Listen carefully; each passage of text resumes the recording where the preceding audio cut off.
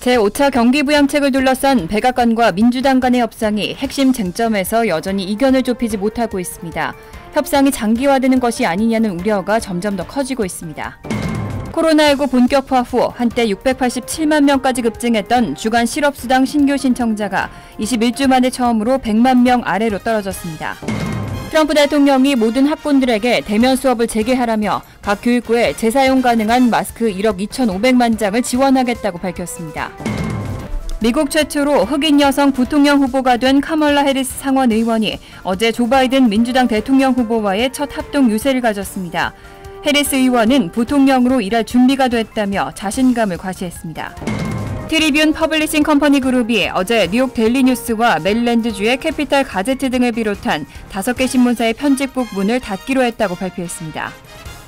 이상은 이 시각 주요 뉴스입니다.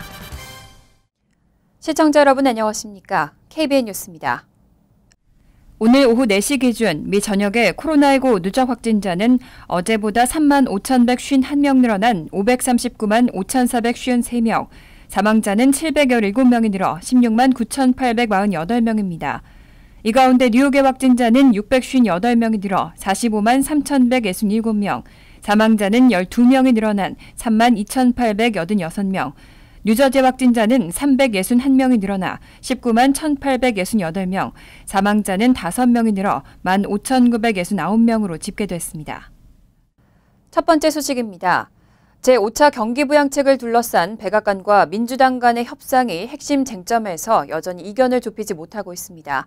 스티븐 무누신 재무장관이 낸시 펠로시 하원 의장과 전화 협상을 이어갔지만 여전히 타협점을 찾지 못했습니다. 협상이 장기화되는 것이 아니냐는 우려가 점점 더 커지고 있습니다. 어제 정치 전문 매체 폴리티코는 스티븐 무누신 재무장관이 낸시 펠로시 하원 의장과 전화 통화를 했지만 제4차 경기부양책을 두고 입장 차이를 좁히지 못했다고 보도했습니다.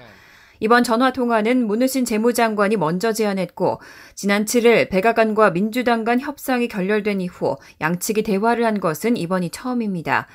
전화 통화 후 스티븐 무누신 재무장관은 펠로시 의장이 최소 2조 달러의 비용이 들어가는 민주당의 제안에 동의하지 않으면 단지 협상을 위한 만남에는 응하지 않을 것이라고 말했다며 행정부는 학교와 보육, 식품, 백신, 급여 보호 프로그램 등을 위해 예산을 집행할 준비가 돼 있지만 민주당은 협상에 관심이 없다고 주장했습니다.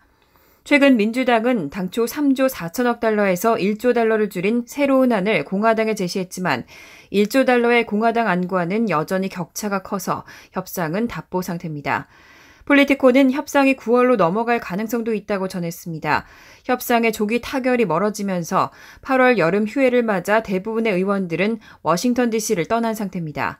다만 의원들은 협상이 극적으로 타결될 경우 24시간 이내로 워싱턴으로 복귀해야 한다는 공지를 받은 것으로 전해졌습니다. 코로나19 본격화 후 한때 687만 명까지 급증했던 주간 실업수당 신규 신청자가 21주 만에 처음으로 100만 명 아래로 떨어졌습니다. 지난주 신규 실업수당 신청자는 96만 3천 명으로 집계됐는데요. 연방정부의 $600 실업수당 종료가 큰 원인으로 분석됩니다.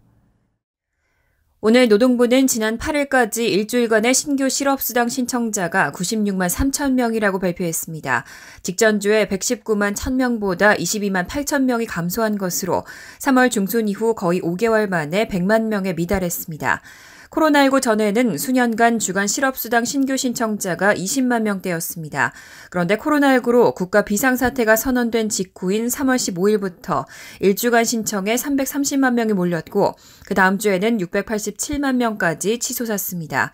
이후 내림세로 돌아서 5월 중순부터 200만 명대 아래로 내려왔지만 8월 1일까지 신청한 지지난주에도 100만 명대를 벗어나지 못했습니다. 신규 실업수당 신청의 실직자 수가 21주 만에 6자리로 내려온 데는 고용사정의 호전보다는 7월 말로 연방정부의 주당 $600 특별 실업수당이 종료된 사실이 큰 힘을 발휘한 것으로 보입니다.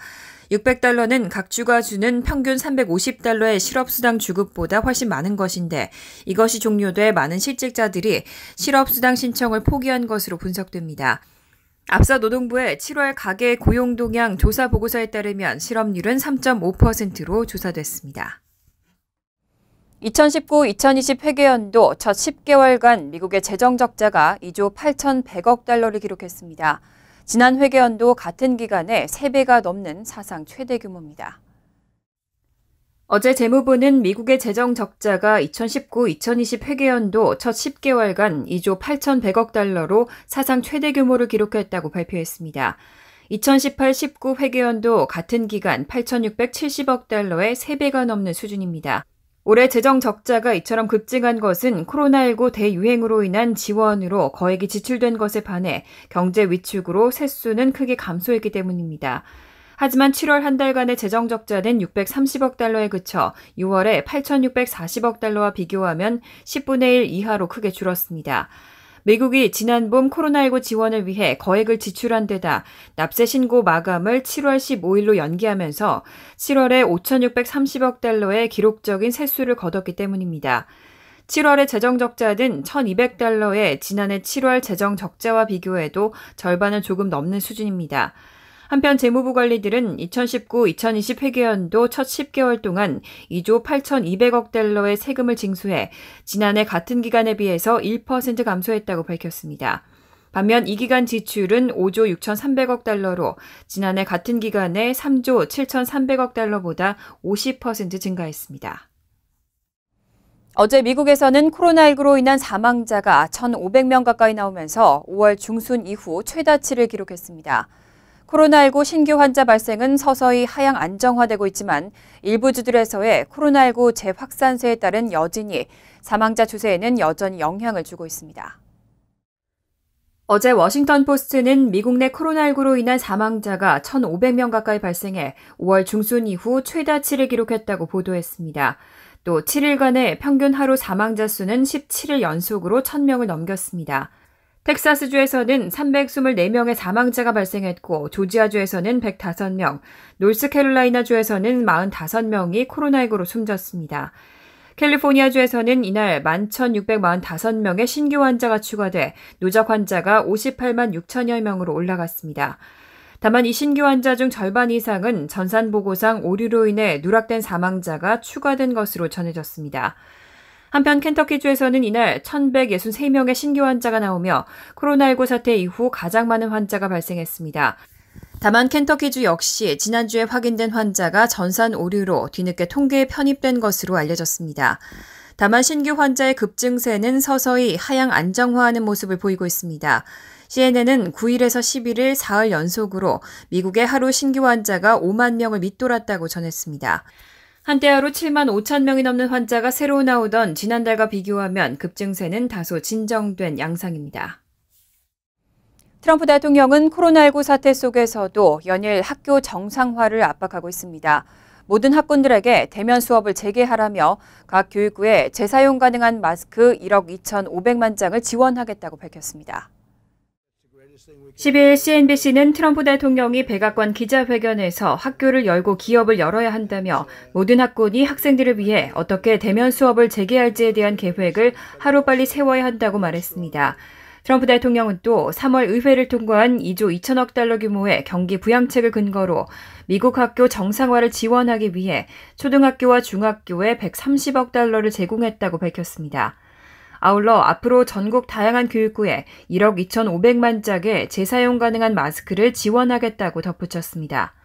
신학기가 시작되는 9월을 앞두고 트럼프 대통령은 대면 수업 재개를 촉구하고 있습니다. 대면 수업이 코로나19 사태가 진정됐다는 강력한 신호로 인식될 뿐 아니라 아이들이 학교에 가야 부모가 출근할 수 있기 때문입니다. 한편 한때 코로나19 집중 발생지였던 뉴욕주는 2주 동안 코로나19 양성 판정률이 5%를 밑도는 지역에 한해 오프라인 수업을 허용했는데 대다수 교육부가 이 기준을 충족하고 있습니다. 뉴저지주는 각 학군이 사정에 따라 전면 온라인 수업을 진행할 수 있습니다. 미국 최초로 흑인 여성 부통령 후보가 된 카멀라 해리스 상원 의원이 어제 조 바이든 민주당 대통령 후보와의 첫 합동 유세를 가졌습니다. 해리스 의원은 부통령으로 일할 준비가 됐다며 자신감을 과시하고 트럼프 대통령의 팬데믹 대응이 잘못됐다고 지적했습니다. CNN 등 언론은 카멀라 해리스 상원 의원이 10일 델라웨어주 윌밍턴에서 열린 유세에서 조 바이든 전 부통령의 러닝메이트가 된 데 대해 책임을 지게 돼 엄청난 영광이라며 일할 준비가 됐다는 자신감을 과시했다고 보도했습니다. 해리스 의원은 민주당의 역사상 가장 치열한 경선 이후 이 나라는 조 바이든이 우리를 앞으로 이끌 인물이라는 메시지를 받았다며 그와 함께 서게 돼 너무나도 자랑스럽다고 밝혔습니다. 해리스 의원은 또 2020년은 미국을 위해 진정으로 중요한 순간이라면서 우리는 한 세기 내 최악의 보건 위기로 휘청이고 있고 트럼프 대통령의 잘못된 팬데믹 관리로 대공황 이후 최악의 경제 위기 속으로 추락했다고 비난했습니다. 또 트럼프 대통령이 오바마 전 대통령과 바이든으로부터 물려받은 역사상 최장기 경제 확장을 땅바닥에 쳐박았고 모든 주요 산업 국가들 중 가장 큰 경제 타격을 받았다며 11월 3일에 승리 그 이상이 필요하다고 지지를 호소했습니다. 지난 10일 시카고에서는 대규모 시위대가 도심 번화가에서 약탈 행위를 벌였습니다. 이미 사건 당일 현장에서 100여 명이 체포된 상태인데요. 시카고 경찰은 이번 폭동 가담자들을 끝까지 색출해내고 체포하겠다고 공표했습니다. 어제 브랜든 디니안 수사국장은 경찰 정사에서 지난 10일 시카고에서 발생한 도심 폭동 사태 수사 상황을 공개하고 주민들에게 누가 이와 같은 일을 벌였는지 알고 있다면 옳은 일을 하라며 적극적인 신고를 통해 그들이 체포될 수 있도록 해달라고 당부했습니다. 그는 주민들이 약탈 용의자들의 얼굴을 확인할 수 있도록 현장 동영상을 수집하는 대로 경찰청 공식 웹사이트에 올려놓겠다며 아는 얼굴이 보이면 경찰에 전화하거나 온라인으로 정보를 나눠달라고 말했습니다. 아울러 폭동 현장에서 동영상을 촬영했거나 소셜미디어에서 약탈자들의 실시간 방송 게시물을 봤다면 경찰과 공유해달라고 부탁했습니다. 시카고 경찰은 이미 이번 사건 발생 당일 고급 상점의 유리창을 부수고 들어가 절도 행각을 벌이던 100여 명을 체포했다고 밝혔습니다. 경찰과 검찰은 용의자들의 신원을 공개하지 않았지만 시카고 ABC 방송은 약탈에 가담한 대다수가 전과 기록이 없는 초범자들이라고 전했습니다. 1973년 워터게이트 사건 특종 보도로 잘 알려진 밥 우드워드가 트럼프 대통령을 주제로 쓴 두 번째 책이 다음 달 15일 출간됩니다. 이번 저서에는 트럼프 대통령과 김정은 북한 국무위원장이 주고받은 친서 25통의 내용도 공개될 것으로 알려졌습니다. 정치 전문 매체 더힐은 1973년 워터게이트 사건 특종 보도로 유명한 언론인 밥 우드워드가 트럼프 대통령을 주제로 집필한 경로가 다음 달 15일 출간된다고 보도했습니다. 우드워드가 트럼프 대통령을 주제로 내놓는 두 번째 책으로 2018년에는 트럼프 행정부의 국정 난맥상을 고발한 저서 공포를 집필한 바 있습니다. 출판사 사이먼 앤 슈스터가 발간하는 이번 저서에는 트럼프 대통령과 김정은 위원장이 사적으로 주고받은 편지 25통의 내용이 담깁니다.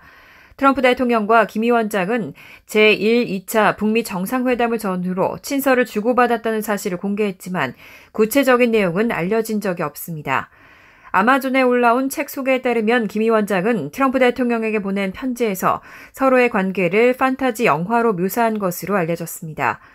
이와 함께 트럼프 대통령이 지난 3년간 재직하며 구축해온 본능과 습관, 스타일이 2020년 위기에 대응하는 방식에 어떻게 뿌리내렸는지를 담았다고 설명했습니다. 트리뷴 퍼블리싱 컴퍼니 그룹은 미국에서 가장 유서 깊은 신문사들을 포함해 많은 매체를 소유하고 있는데요. 트리뷴 퍼블리싱 컴퍼니 그룹이 어제 뉴욕 데일리 뉴스와 메릴랜드주의 캐피탈 가제트 등을 비롯한 5개 신문사의 편집국 문을 닫기로 했다고 발표했습니다.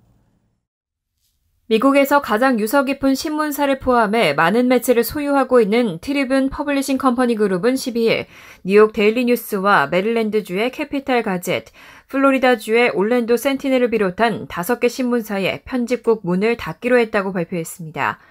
회사는 펜실베니아주 앨런타운의 모닝콜지, 메릴랜드주의 캐롤 카운티 타임스 같은 지방지를 포함한 5개 신문사의 사옥이 문을 닫지만 직원들에게는 최소한 2021년 1월까지는 재택근무로 일을 계속할 수 있다고 통보했습니다.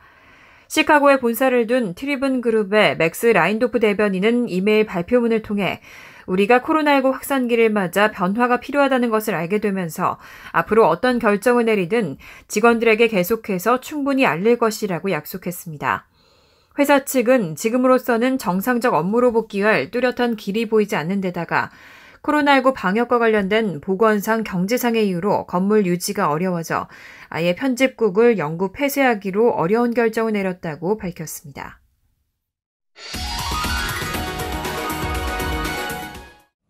이어서 LA 지역 한인사회 소식입니다. 하루 2,200명대까지 급증했던 LA 카운티의 코로나19 입원 환자 수가 1,600명 선으로 떨어졌습니다. 신규 확진자 수도 감소세를 보이고 있습니다. 카운티 당국은 비필수 비즈니스들의 추가 영업 재개를 기대하고 있습니다. 김재은 기자가 보도합니다. LA 카운티의 코로나19 입원 환자 수가 조금씩 진정세를 보이고 있습니다. 한때 하루 평균 2,200명이 넘었던 입원 환자 수는 최근 1,600명대로 떨어졌습니다. 지역사회 감염도 감소세로 돌아섰습니다. 확진자 1명이 추가로 몇 명을 감염시키는지를 나타내는 재생산 지수는 지난주 0.91명에서 이번 주 0.86명으로 떨어졌습니다. It is good news. This is what progress looks like when we work together. The reality is that in order for this progress to be sustained, it is up to us. We still have many highly susceptible persons in Los Angeles County, and if the rate of transmission increased, we could see this progress reverse. 당국은 이런 추세라면 캘리포니아주 가이드라인에 맞춰 조만간 비즈니스들의 추가 영업을 재개할 수 있을 것으로 내다봤습니다. 코로나19 감소세가 지속해 주 정부가 안전하다고 권고한 수준까지 하락하면 대면 수업 재개를 재고할 수 있다는 조심스러운 전망도 내놨습니다. I would be hopeful that we work really hard. Everybody does their part. And, we get closer to October and the rate has really come down. 이런 가운데 누적 사망자 수는 총 5,000명에 육박하면서 바이러스 기세는 완전히 꺾인 것은 아니라는 분석도 나옵니다. LA 카운티 내 코로나19 사망자는 오늘 58명 추가돼 총 5,109명으로 집계됐습니다. MBC 뉴스 김재은입니다. 살모넬라균에 오염된 양파 제품이 식중독 위험으로 리콜됐는데요. 양파가 들어간 살사 제품도 리콜 조치에 포함됐습니다. 농산물 도매업체인 스포칸 프로듀스는 지난 5월 13일부터 8월 10일까지 워싱턴주, 오레건주, 몬타나주, 아이다호주의 소매업체에서 유통된 살사 제품을 리콜한다고 밝혔습니다. 리콜 대상은 15온스 플라스틱 컵과 1갤런짜리 플라스틱 용기에 포장된 새들린업 살사와 살사 버디 제품입니다. 앞서 연방질병통제예방센터 CDC는 살모넬라균에 오염된 양파로 미 전역 43개 주에서 600여 명의 식중독 환자들이 속출해 리콜을 실시했고 오염된 양파가 포함된 제품 섭취에 대한 주의를 당부했습니다. CDC는 살모넬라균에 감염되면 설사와 발열, 위경련의 증상을 보이고 어린이나 65세 이상 성인은 중증으로 악화될 수 있다고 경고했습니다. 간추린 소식입니다. 샤로니 퀸즈 보로장 대행 등은 11일 온라인 기자회견을 열고 최근 뉴욕시를 강타한 열대성 폭풍 이사이아스 여파로 여전히 3,000명 이상의 주민들이 전력 공급을 받지 못해 무더위와 어둠 속에 남아있다고 지적했습니다. 이 보로장 대행 등은 콘 에디슨사의 전력 복구 지연으로 퀸즈 주민들이 현재 위험한 상황에 처해 있다며 즉시 정전 피해를 입은 퀸즈 주민들의 8월 전기료 납부를 취소하거나 환불해줘야 한다고 강조했습니다. 뉴욕주 정부가 사회적 거리두기 규정을 위반하는 식당과 주점 등 요식업소에 대한 단속을 실시하고 있는 가운데 38곳의 업소가 추가로 리커 라이선스 정지 처분을 받았습니다. 11일 앤드류 쿠오모 뉴욕 주지사는 지난 주말 주 경찰과 주류국 등이 162곳의 업소에서 6,887건의 규정 위반에 대한 조사가 이뤄졌다고 밝혔습니다.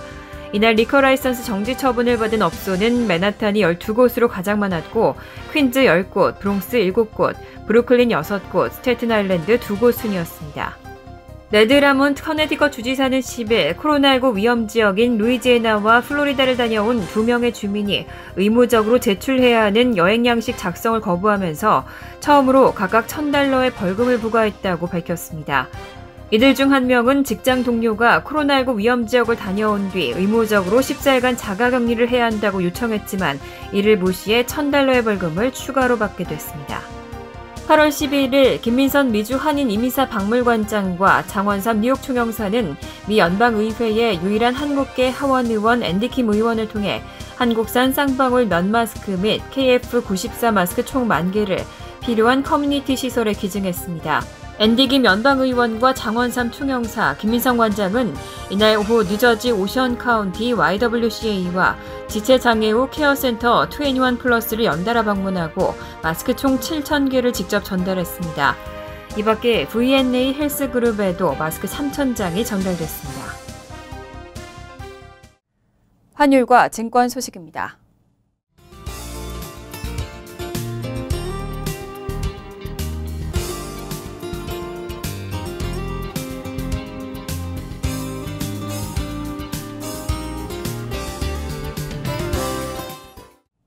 이어서 날씨입니다. 금요일은 구름이 많은 가운데 적지만 천둥번개나 소나기 가능성이 있겠습니다. 낮 최고 기온은 85도, 섭씨 29도, 밤 최저 기온은 70도, 섭씨 21도로 예상됩니다. 토요일도 구름이 많겠고 늦은 밤에는 곳에 따라 소나기가 내리겠습니다. 일요일은 때때로 소나기가 오겠습니다. 이상으로 KBN 뉴스를 마칩니다. KBN과 함께 즐거운 저녁 되시기 바랍니다.